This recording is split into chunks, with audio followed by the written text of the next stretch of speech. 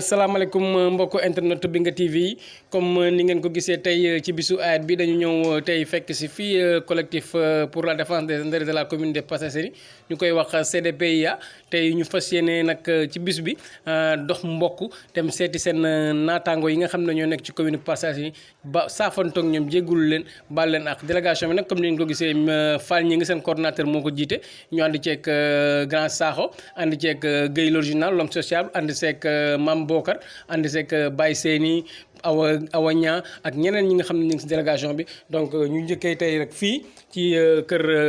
d'Enfa moom mi nga xam ne conseil à la présidence la tey ñu ci programme bi rek ñu fàttali leen bu ñu jógee fii dinañu dem seeti yeneen leader yu mel ni que El Hadj Mbaye Niang bu CGL dem seeti Go Faye Pape Kory Faye dem seeti Bokar Jong dem seeti Yana Fi Diouf dem seeti Ndeye May Sarr dem seeti Khady Ndiaye Sadel dem seeti képp nga xam ne leader la politique bu nekk fii ci Parcelles Assainies ñi ñu lim ak ñi ñu limul bu soobee yàlla collectif bi nar na jóg ci Korité bi dem seen kër fekk jëleen fa ñu nekk saafantoog ñoom bale na ngeen xam ne nag lii rek mooy parcelle lii rek mooy politique maintenant c'est la politique autrement mun nañu bokk ndey bokk baay. suñu frère Fall Gningue xam ne moo ko sama grand frère ñoo yarandoo fii au Parcelles Sakho comme ni ma koy waxee ku ñu yàgg dimbali la ñun si activités yu ñu doon def en tant que promoteur culturel d'Enfa production Awa ñoo ngi lay nuyu di nuyu également suñu grands hommes Mame Bokar ñoo ngi koy nuyu di ko féliciter si acte yi mu doon def depuis Italie Guèye tamit gis nañu ak wàllu social li muy def pour Parcelles Assainies ñoo ngi koy encourager di ko ci féliciter di nuyu également Baye Seyni ci bëgg bu mu bëgg Parcelles ak suñu frère Moussa li ñu ci wax rek mooy di sant ñëpp di baalu ak ñëpp te baale ñëpp ak di wax waa Parcelles nañu baal ak parce que léeg-léeg ñàkkul ni mën nañu wax dara fekk am nañ kenn ku ñu vexé à côté di wax ni ñoo ngi gërëm waa Parcelles ba ci Sénégal yi ñu waroon repatrier ñu war a nekkoon Paris amoon ay jafe-jafe Parcelles waa yi fa nekk di ñu jox feedback bi ñu koy jox kilifa gi di le ministre Amadou Ba di ministre Aly Ngouille Ndiaye di le directeur de cabinet du chef de l'État te yooyu Mame Bokar mi bokk na si Sénégalais yi nga xam dañu am information bi jox ñu ko ñuy remonter information bi ba ñu encadrer premier avion bi ak ñaareelu avion bi nga xam ne mu ñëw na gis nañ taxawaay bi nga xam ne def na ko ci aéroport Blaise Diagne ba ñu nga xam ne jëli na leen ni fële ci Saly yooyu yëpp nag dañu wax ni Parcellois yi fépp foo xam ne jàpp nañu ni te gis nañu ni réew mi war na si yëngatu pour dimbali ay doomu réew mi au-delà même waa Parcelles Assainies nañ ñu ko signaler ko tamit yéen kilifa yi nekkoo Parcelles ndax loolu yëpp dafa bokk ci mission bi nga xam ni moom la ñu njiitu réew mi dénk donc ñoo ngi sant waa Bingué TV Ndiawar ci liggéey bi di ko féliciter tamit ci fan yi passé nomination bi nga xam ni jot na ko am suñu sœur Awa ñoo ngi leen di encourager jox waa Bingué TV ca kaw ca kanam maa ngi xaar nag ba léegi nag fan yi samedi bii di ñëw sama ginaar bi ma war a reere maa ngi koy xaar ci Guèye parce que dégg naa ni moo ngi joxe ginaar yi maa ngi xaar sama ginaar. tey dañ fi ñëwoon si turu CDPA membre yëpp daje fi ñu di def ziar ñoo tey seet si d'Enfa muy kenn ku nga xam ne fa bokk tamit si Parcelles bokk si CDPA ñu bett ko nag dañ ko bett mais bett bànneex la parce que ñu ngi fekk ñu teeru gan fi nekk ñëpp ñu rafet loolu di ko wax ne ko ñu ngi koy baalaax di ko ñaan ñu baal ñaax moom jox ni CDPA ñun ñëpp Parcelles rek moo ñu tax a jóg ñu jëw rek pour ànd nekk benn pour defar Parcelles bi moo tax tey ñu def geste bi ànd ak nag président Fall Gningue moom mi nga xam ne moo coordonné affaire bi dama wax rek mais moom sax moo waroon wax ànd ak Guèye ànd ak Moussa ànd ak Sakho ànd ak Baye Seyni teewal fi réaction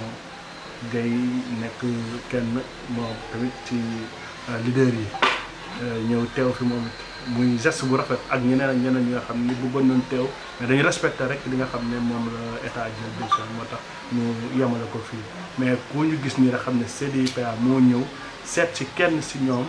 ziar si ko muy d'Enfa di ko remercier bu baax a baax jërëjëf. donc lii rek dafa rafet ñëw à l'improviste waa CDPA ñu def coordination bi ñi nga xam ne disponible nañu doon ay kilifa jóg ne nañ seet yeneen kilifa yi nekk ci biir Parcelles waxtaan ak ñoom aussi feddale kóllëre rek aussi parce que d'enfant comme ni ñu ko waxee rek donc ñu am moom démb la woon démb la tey doog a egsi donc li mu am tey mérite la donc di ko ñaanal yàlla aussi yàlla gën ko fee wàcc donc pas-pas bi mu am parcelle aussi am ko ci biir dëkkuwaay ci biir askan wi aussi donc di ñaan yàlla rek mu mottali lépp waaw. li ma gën a neex ci moom aussi mooy que dafa véridique bu dëgg jotee da koy wax loolu nag c'est pas donné à n'importe qui donc nag ñu koy encourager malheureusement laay wax bokkuñu woon bokkante conseil municipal mais gëm naa ne bii di ñëw ñooy bokk conseil municipal parce que damay am ay écho rek la mu fa doon def xam naa ne nit ñaata bu nee ci conseil bi moom dina neex incha allah parce que gis naa ne nit ku dëggu la te ku bëgg parcelle la waaw donc ñu ngi lay gërëm di la sant di la wax ne rek bonne continuation merci beaucoup merci beaucoup. asalaamaaleykum waa Parcelles Assainies waa Sénégal yëpp di leen di nuyu di leen di ziar yéen ñëpp di leen baalu àq di leen baal di sargal suñu responsable yi nekk fii tey muy Guy original ak délégation ñoo ñëwoon seet si ma vraiment muy lu ma rafetlu te lii duñ ne guléet rek ndax moom defe naa ne saa su ne mi ngi nemmeeku population bi ànd ak délégation am lu war mu def ko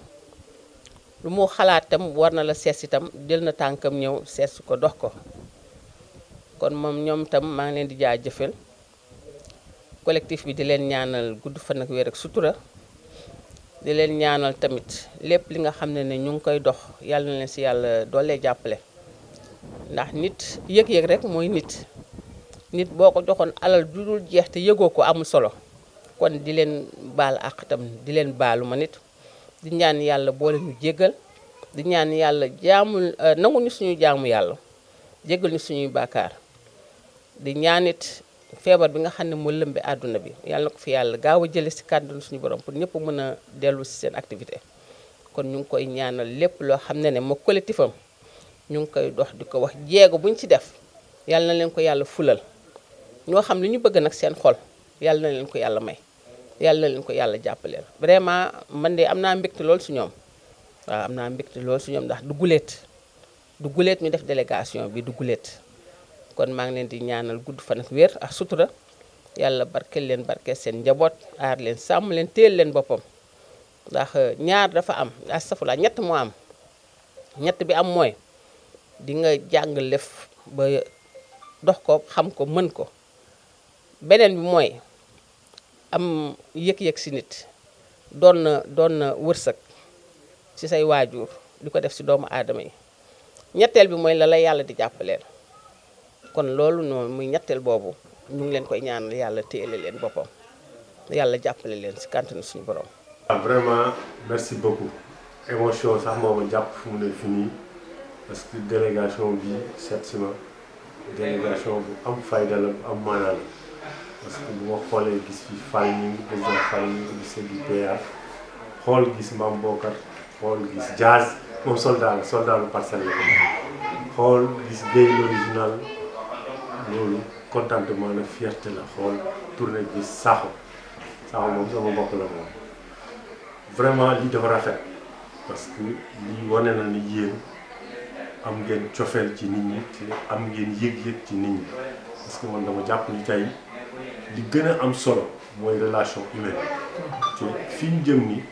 jamono ji ñu jëm ni léegi jamono yi social solidaire te lii solidarité la lii social la muy yëg-yëg bi parce que kër yu bëri romb ngeen leen rawatina ngay rax ci dolli teg ne da ngeen a ciblé ay parcellois ciblage bu clair bi nga xam ne leer na leen def nañu politique politicienne leer na ne am na fu ngeen leen teg donc bu ngeen ma boolee ci lim boobu loolu sax bu rëy la loolu honneur la ñun ñoo bokk combat ni ngeen ma ko defalee ak bët yi ngeen may xoolee rek laa leen di xoolee ay lu yëwén seen guddi ak seen bëccëg yëpp parcelle la man de dama leen a naw parce que li ngeen ci daj xam naa ni man daj ma ko si te li ngeen ci yéene def xam naa ni man defaguma ko ci vraiment ñu ngi leen ci sant bu baax a baax tey jii ñu xoolee li ngeen di fonctionner ci mel ni Mame Bokar mu waroon toog di dallu ak ñi Europe méttee waroon ñëw nekk ci vacances boobu ba léegi mu mel ni ku yore pusoom rek di ñëw di gauche ak droite vieille l'original ñu distingue ko ci ay combats de principe de valeur des combats utilitaires ci commune bi ak syndicat parce que loolu dafa innové indi ci gox bi tey am solo parce que lu munte am rek ak lu ngeen munte wax dañuy ne ñi nga xam ne intérêt Parcelles moo leen tax a jóg donc loolu dañ koy rafet commune bi ñu ngi ci beneen phase ñu ngi ci beneen phase tey ji phase bi ñu toll mooy phase bi nga xam ne sont des Parcellois debout et conscients que ni avenir u Parcelles doomaanu Parcelles rek ñoo koy def loolu ngeen gëm te loolu ngeen di incarné ñu nag vraiment ñoo ci amatuma leneen lu ma ci kàddu lu ma ci sànni ñu di ko rafet xam ni ngeen xam ni on est ensemble seen combat suñu combat la combat wu commune bi la donc di leen remercier bu baax a baax a baax di remercier aussi Njawar parce que tey jii nekk na une réalité incontournable au niveau de la communication pluriel ñëpp xam nañ ko Dinga TV macha allah tey tiitaru kaay la lii nag dañuy ñaax ñun ñii ñu nekk homme politique que ni ñu def tout pour que commune bi am rajo communautaire ñu dénk ko des gens de valeur pour Njawar ak d'autres ñu naan ñu ci communication parce que tant que les gens communiquent rek duñu réeroo duñu am problème muy autorité yi ku nekk na nga wàcc ci li nga nekk rëy jéeg puukare bi amul solo adduna bi mu amul solo corona baa ngi nii tey baywul kenn xamewul autorité xamewul kilifa loolu yëpp ñu delloo suñu bopp ci yàlla xam ni ndombal tànk ci darajeeg yëpp fii rek lañ koy bàyyi kilifa nga da nga war a puukare dañ la jay yeggal la fa nga yeggul yëpp nit la boo dee armée yi am na ñu fa nekk ñoo xam ne foogoon nañ ni bu asamaan si di wàcc ñu téye tey ñu ngi foofu tëdd donc ñu woo nit ñi à l'humilité à nos autorités surtout parce que ñun ñuy xeex yenn principe c'est parce que am na yenn valeur yoo xam ne tant que nekk fi développement bi fi am mooy d'abord yëg-yëg l'humain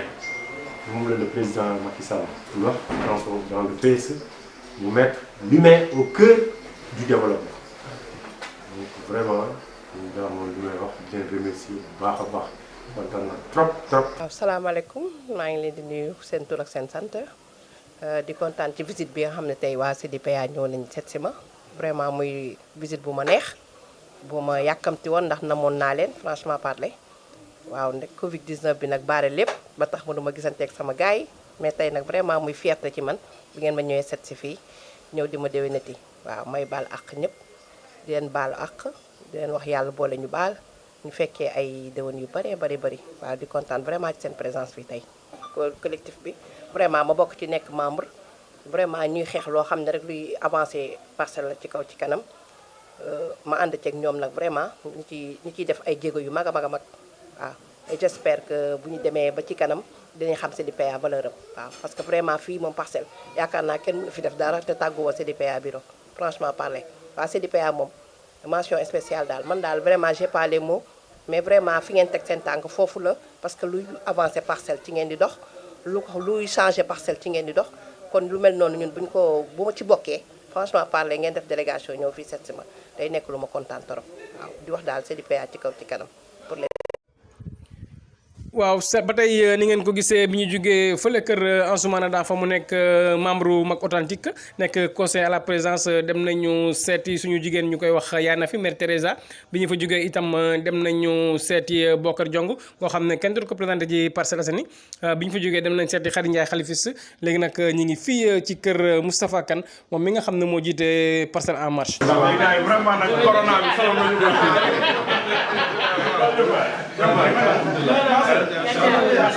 alhamdulilah mais gars yéen moom da ngeen maa yokk su quoi da ngeen maa yokk su quoi awa naka mais lii rafet na macha allah lii moom rafet na trop macha allah vraiment c'est ça les Parcelles quoi Fall naka mu c'est kontaan naa tànk yi tamit nag gars yi dañ moo dañ moom ma ñëw vraiment lii moom rafet na trop asalaamaaleykum internet Bingué TV comme sànq ni ñu ko defee kër d'enfant rek ànd ak waa CDIPA ñëw seet si Moustapha Kane saafonteeg moom déwénateeg moom. di sant yàlla bu baax a baax di leen ndokkeelaat ci seen tànk yi ngeen dox di leen féliciter ci taxawaay bi ngeen di taxawu Parcelles ak ci Sénégal dafa di bay day doon bay sawewu tànk rek mais vraiment bu ñu demee ba toll nii ñun ñi nga xam ne dañoo am âge bu diggu dóomu duñu ay mag trop duñu ay xale wax dëgg yàlla di ay borom kër di ay kilifa yàlla def yéen ñëpp ngeen taxawaay boobu taxawal Parcelles gëm ni lépp luy jag Parcelles ñun ñoo ko war a ànd jagal ko ñu ngi leen di sant di leen gërëm di leen ñaanal yàlla nañu yàlla may ñu mën a yeggali ak sago comme ni ngeen ko waxee rek donte am na gis-gis bu ñu bokkul ci wàllu fu ñu bokk ak loolu waaye tey wane nañ ni li nga xam ne mooy essentiel muy nii te consensus fort yi réew mi soxla yi Parcelles soxla Parcelles mën na compter ci yéen pour ñu am ko kon donc ñu ngi leen di xamal ni ñu amoon nañ naw ci yéen waaye tey seen acte bi gën na ko dëgëral ñu ñaan yàlla démarche bi am tànki kanam wax dëgg yàlla te tamit kontaan nañu loo xam ne sincèrement lañ ko amee te tamit wane ngeen ni tamit ñàkk bokk langue terewul bëgg-bëgg bi ñu bokk ñu bañ koo xajamal te loolu yëpp laay invité sama bopp te xam ne yéen a ngi ci ñu continuer li nga xam ne mooy jëf ju baax pour Parcelles di ngeen nekkee boobu ba tey yéen ñëpp nag Mamadou Gueye Ko Faye Mame Bokar Fall Ñing keneen ak keneen ñoom Sakho ñëpp vraiment noonu ñu taxawee ñun suñu bopp jeune Parcelles yi nga xam ne dañu diggu dóom génn ci jeunesse tuuti te eggaguñu fenn fi ñoo leen di à mon nom et à leur nom ñu ñooy ndokkeel waa Parcelles di leen souhaiter bonne fête de Korité mais aussi suñu autorité yi fi nekk muy suñu maire muy le préfet ñu ngi leen di ziar di leen ndokkeel ci bis bu tedd bi di bisu jokkalante lu baax di bisu waxalante lu baax ñu ngi leen di souhaiter bonne fête de Korité di ñaan lépp lu fi waay sumb ngir njëriñu réew mi ngir njëriñu Parcelles Assainies yàlla na ko yàlla yeggali di leen sant di leen gërëm di leen ndokkeel di leen ziar di sant tamit ñi nga xam ne équipe bi leen accompagner di nuyu aussi di ziar ñi nga xam ne ñoo tax tey lii am di Moustapha Kane mu waa Parcelles Assainies en marche di leen ziar di leen gërëm di leen encourager ci fi ñu teg seen tànk di leen wax ni aussi tamit nañu góorgóorlu xam ne Parcelles dafa bëri ay nal yu ñu fi war a yeggali te tamit gëm nañ ni bu ñu booloowee ñun waa Parcelles doon benn say naqaree damm suñu séparé woo neex a damm wax dëgg yàlla ci loolu maa ngi leen di gërëm di leen sant di rafetlu seen teewaay wax dëgg yàlla te tamit di leen jox rendez-vous ci yeneen i anam ngir tamit ngir njëriñu Parcelles ñu doxee ko waxee ko. waaw asalaamaaleykum wa rahmatullah ñu ngi leen di nuyu bu baax di leen ziar ku ci nekk ci turam ak santam di rafetlu tànk yi ngeen fi ñëw dox si seet si suñu leader Moustapha Kane en fait man sax ni ma solo laay njëkk jéggul ndax góor dafa maa woo fekkoon ma nekk ci yoon sax ma ne ko tànk yu moom amul xaar parce que bëggoon naa dugg kër ga sax changé wu bon day wane ni ñun ñëpp ñoo bokk Parcelles en fait kàddu yu ma si sànni en tant que responsable des jeunes au niveau du mouvement Parcelles en marche mooy balaa dara sant suñu kilifa gi bu baax a baax Moustapha Kane ndax yaakaar naa njiit moom ndaw bu ñu ko gisee ci benn mbir di rafetlu doxinam wala ay démarche am rek ke ko jiite moo mat te ñun wax dëgg na yàlla ci keppaaram lañu nekk saa su ne lii sànq Mame Bokar wax rek loolu la ñu gëmloo mooy ñun li ñuy def yépp nañ ko teg ci éthique ak déontologie surtout ñu respecté ñu fi nekk ndax yaakaar naa mbir boo ñëwee fekk am ñu ci jiitu da nga leen di wet waaw boo bëggee jëriñu ci loolu ndax bu dul loolu sax ñun suñu démarche taalibe noonu la ñuy dundee di sant bu baax tamit suñu frère Guèye parce que chaque fois dama koy seede ci panel rek ñu ci bëri donte sax am na ci loo xam ne xamul nañ koo bokk maak moom te xam naa ko ndax lébu la may lébu te xam naa ne dañoo bokk ci lu wóor mosu koo xam nag mosuma koo wax ndax maak moom dañoo bokk lenk ndax man sëru Serigne Dakar la te lu ci bëri daanaka mooy li ñu wax rek ay mbokk moom buñ dajee daanaka nii lay mën a mel ci deret géeg yooyu daal moo tax jotuñu sax avancé ci yooyu mais pour wane ni bu dul sax cadre politique bi ñu nekk war nañ koy mën a rafetal ndax tout le temps mbokk gi mën na daje. waaw lu ci des nag mooy di remercier Mame Bokar bu baax di remercier tamit Go Faye mi nga xam ne jotu fee teew moom dama ko wax bàyyi seen tout le temps on est des frères ndax am na fu ñu jaar mu sekk ak ñun ay trango yu yaatu nag di gor pire ndax man moom du ma ne kenn gis naa yàlla te gisuma ko pour wane ni daal démarche bi ñu am ñun ñëpp wax dëgg na yàlla bu ñu ci jàppee bu baax daal Parcelles Assainies dina am benn xar kanam ndax ñoom ñi ñëpp ay leader lañ te Parcelles dafay yaakaar si ñoom te tamit yaakaar naa boobu ba léegi bokk nañ géew gi te dara ñaaw ci te yàlla bu mu ñaaw itam ndax chaque fois ñun moom la ñuy gëmloo mooy képp koo leen dajal muy leader biir Parcelles jox leen ko cëram koo leen mën a waxante ak moom lu baax waxante leen moom lu baax te ku leen soxla dem leen waaw yaakaar naa moom njiit bu ouvert la rawatina ñun ñu nekk ci mouvement bi mu tàggat ñu ci loolu di nit ku baax nit ku gëm Parcelles koo xam ne gëm na ni tey jii mooy li ko Guèye di waxee rek moom pour moom Parcelles lépp moo ko war a defar des fois dama ko daan précis Parcelles da ko bokk ak ay nit mais jàpp na ni moom pour moom Parcelles bu waree baax rek ci moom la war a tàmbalee te loolu pas-pas la rek. asalaamaaleykum waa Binga TV ñu ngi leen di nuyu voilà di nuyu le président Moustapha Kane naan ko man la Baye Seyni Diop bu mouvement réaction bokk tam collectif pour la défense des intérêts des Parcelles Assainies CDIPA ñu ñëwoon rek comme Parcelles waa yëpp ni ñu koy defee. di xool si suñu naataango yi nga xam ni ñun ak ñoom ñoo bokk terrain politique bi te jàppewuñu leen sax ay adversaire donc dañ jàpp ne rek ñun ak ñoom ñoo bokk mission bi ñuy def voilà parce que ñun dañuy def lu baax ñoom ñuy def lu baax donc je pense que lii c'est une autre forme d'encouragement si li muy def parce que gis nañu ay actam bien vrai que ñun ak moom bokkuñu même mouvement bi partagé ko mais aussi daal nekk na acte yoo xam ne dañ koy saluer parce que buy def moom buy def Guèye di def réaction di def Mame Bokar di def keneen ak keneen di def je pense que Parcelles Assainies moo siy gagné voilà donc daal ñu war a waxoon tey ñu profité woon ñëw tey non seulement pour encourager ko si loolu muy def parce que li gars yi di wax rek ku yokkul tam yaa wàññi te gis nañ ni yokku na beneen bi aussi moom mooy ñëwoon aussi tam di ko baalu ak aussi voilà di ko baalu ak aussi li nga xam ne moom la mébét pour Parcelles Assainies yàlla gën ko yombal parce que gis nañu li mu am yëpp si biir Parcelles Assainies la koy defaat donc daal ñu ngi ko ciy encouragé di ko déwénal aussi quoi di ko ñaanal yàlla réussite totale macha allah. maa ngi kontaan vraiment ñëw fi tey si président Moustapha Kane sama kontaan dafay am ñaari aspect bu njëkk bi rek mooy sànq daf ma woo vraiment di ma baalu ak aussi je crois que waxtaan nañ ma moom waxtaan bu am solo. nga sant ni kii aussi Parcelles rek moo ko ñor te wax naa ne ko c'est à nous ñun jeunes yi ñu changer xar kanamu politique ci Parcelles mais aussi ci Sénégal man sama rêve moom lii la woon mooy que tey jii au lieu que ñuy xiiroo ŋaayoo mais ñu def ay compétition ci ay bienfaisance pour l'intérêt général te gis naa ne noonu la taxawee vraiment maa ngi koy gërëm di ko sant ci loolu au nom CDIPA à mon nom propre di la wax ne vraiment waxuñu sax man dépassé nañ politique man loolu laa gëm nous sommes des frères. maa ngi leen di nuyu ku si nekk sa tur sant di am mbégte lool jataay bi tey lu ma bëggoon la man mii ñu ko Guèye waxee man mii lu ma bëggoon la bëggoon naa toog ak ku mel ni Moustapha Kane xam naa lan lay def si biir Parcelles CDIPA nag képp kuy liggéey si biir Parcelles incha allah ñun dañuy jóg di la seeti te di wax ne ñun politique wu ñu moment bi di moment politique. ay doomu ndey yu bokk gis-gis yu bëgg defarlandoo Parcelles gis-gis boobu nag ñu bokk dañuy ñaan yàlla suñu borom subhanahu wa taala bu ñu génnee si mbas mi nga xam ne moo dal de réew mi yàlla def tàppe xol yi ba ñun ñëpp ñu ànd nekk benn defarandoo Parcelles Moustapha Kane gis nañ li muy def li Parcelles gis nañ ko bu baax nag Guèye gis nañ li muy def li Parcelles Go Faye ak keneen gis nañ li def Parcelles ñoom. asalaamaaleykum waa Sénégal asalaamaaleykum waa Parcelles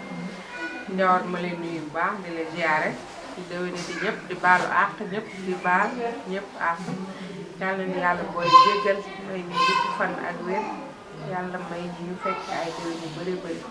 tey nag femme unique di bég di kontaan ndax waa CDIPA ñoo ñëw ziare si groupement femme unique ñëw ziare waale si Dior Sow muy suñu mag moom yore groupement yaakaar bokk ite sax ñu ñëw rek xam ni boole ci def lépp benn la Dior ñëw fekk si ñu rek ñu ndax déplacé bañ a bëri waa CDIPA ñëw ziare si ñu koy rafetlu torop di ñaan dox bi ñu dox yàlla nañ ko yàgg a def di yàgg di jàppalante di dugal génn ci darajey Muhammad leen julli ci korte gi yëpp yàlla nangul ñu ko may ñu gudd fan ak wér. maa ngi leen di nuyu yéen ñëpp di leen ziyaare di leen baal ak ñu ngi leen di ñaanal ci saxu Ramadan bi ñu jóge lépp ci jaamu yàlla yàlla ñu ko yàlla nangu si barke salaatul faatiha. maa ngi gërëm waa CDPA ñoom ñëpp maa ngi leen di ziyaar di leen ñaanal yàlla ndax ñoom ñoo nekk ci défendre intérêt Parcelles ndax liggéey bu rafet bi ñuy def si biir Parcelles di dimbali nit ñi di leen jox ay ginaar di leen jox suukaru koor tàndarmay koor lépp ñu ngi koy def maa leen di ñaanal ñoom ñëpp yàlla guddal seen fan wéral seen cër may leen wér gi yaram man nag man maa joor son président du GIE Yaakaar Bokk bu Gueye l'original T7 depuis 2012 lañu ko formé ñu wax GIE femme unique présidente bi Ndeye Seck maa ngi ñëw fii tey kër Ndeye Seck man maay magam maa koy fekk si mu ñëw fii ñu àndandoo fii ñi ñëw sees suñu tey pour ñu jox leen seen déwénal ñëw nañ tey ñoom ñëpp àndandoo waa CDPA ñu leen di ñaanal ñoom tam gudd fan ak wér gu yaram lépp lu ñu bugg ñoo ko xam yàlla nekk yàlla nañ toog ba nga xamante ni maire bi seen loxo lay nekk ñun ñëpp ñu ànd ak ñoom si liggéey bi maa leen di ñaanal bu baax a baax.